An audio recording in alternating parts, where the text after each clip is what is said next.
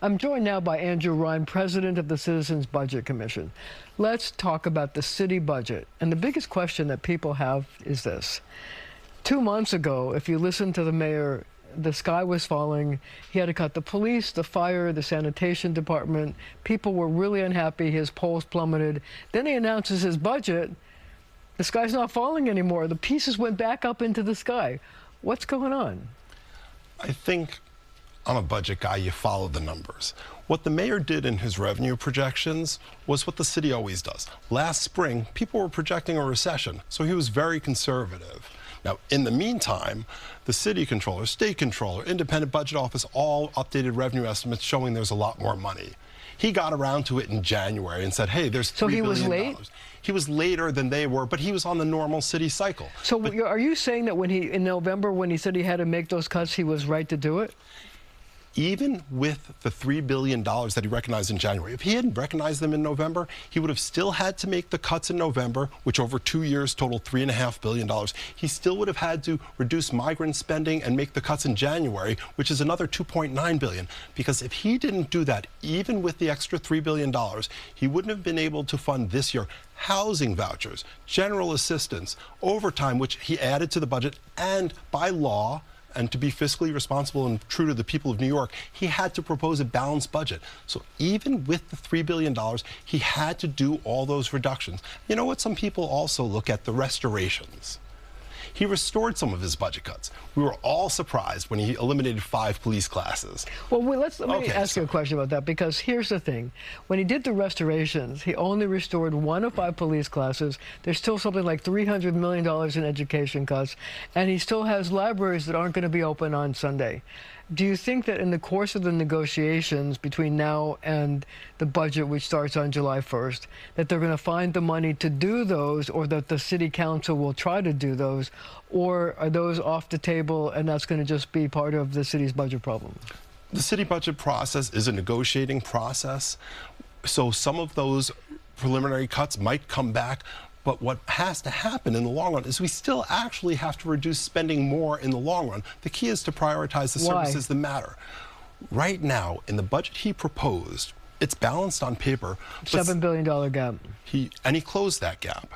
But there's still $600 million of housing vouchers that's not funded, $600 million of overtime for uniformed agencies that's not funded. So that still has to be dealt with before the budget and the future. We have budget gaps of $5 to $6 billion, but in reality, because of the fiscal cliffs and using COVID money and all that kind of stuff, when that money goes away, those gaps are actually understated. We still have $8 to $9 billion future budget gaps. So we will see some restorations, but we need, in the long run, to find savings elsewhere. So where are they going to find the savings? What's your suggestion? Listen. There's savings and inefficiencies marbled throughout city government. That's when the PEG process is used best, is when managers and labor come to the table and figure out how to do 2 things. One is run programs more efficiently, using technology, wasted processes, etc. The other is you have to prioritize programs. Some work better than others. Those are the ones to focus on. And the other ones that don't have much impact, look at the data, get rid of them or shrink them. But see, when you're talking about efficiencies, there comes the issue of the migrants. And there was this big ballooning cost for migrants. And the city council, should be praised for the fact that saying that we could do things more efficiently. You could have nonprofits run some of the things instead of the for-profit industries, whatever.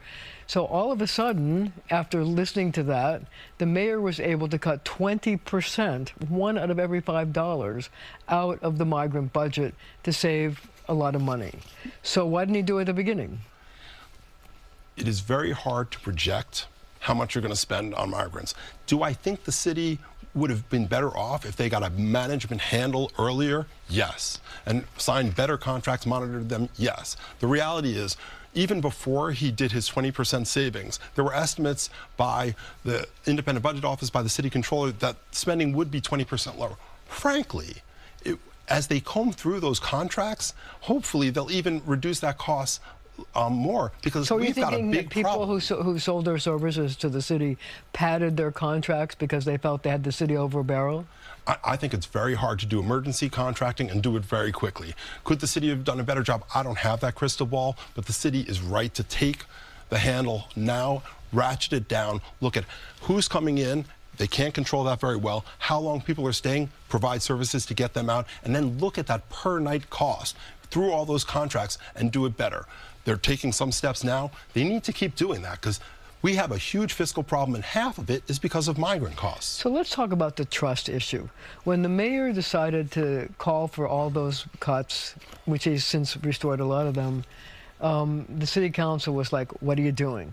And now, because of that and the fact that he found this 20% reduction in the cost of migrants, the city council is more up in arms than ever and doesn't want to trust the budget numbers that the city budget office is putting out. Is that going to be a problem in their negotiating a budget? And are they going to say there's more money to spend because you're probably hiding it someplace or underestimating it?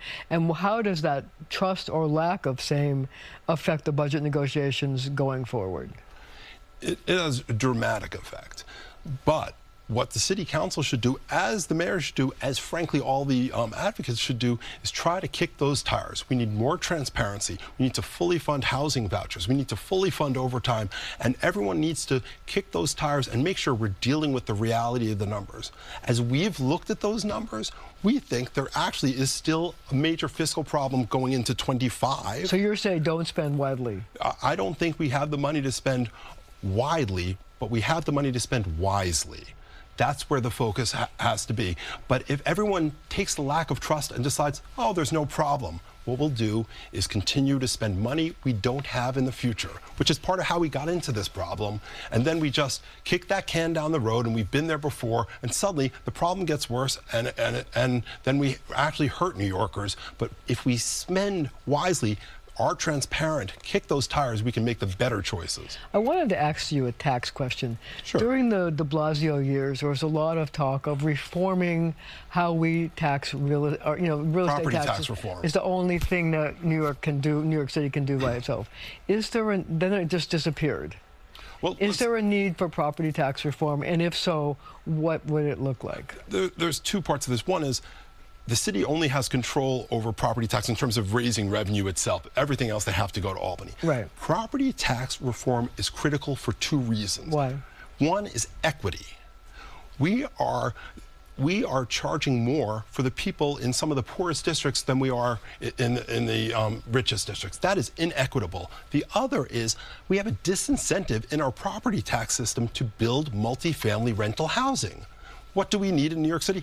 Multi-family rental housing, because we need more housing of money types. So they should be taxed more or less? So it should be taxed less, because disproportionately we've put the burden on them, and so it's a disincentive. We need a multimodal housing strategy, but part of that would be wise to be property tax reform, because it's good for equity and good for housing production. So you're thinking that rich people would pay more and poor people would pay less? If it's fair, that is in general what would happen. However, you need to phase it in. You need to do this right. That's been part of the challenge, and that's why we've been stuck for decades. If we were unstuck, it would help all New Yorkers in the long run. But we have about 15 seconds left, but is that like a third rail? It's like hard for a mayor to do that and be popular? Well, I think it's less a third rail than it's just so difficult to get through. And unless we have a court case saying you have to do it, and there is a court case out there, but unless you have that, we haven't found the political will to do it. It's only been by the force of law. Okay. We're going to have to leave it right there for now, but we'll be right back.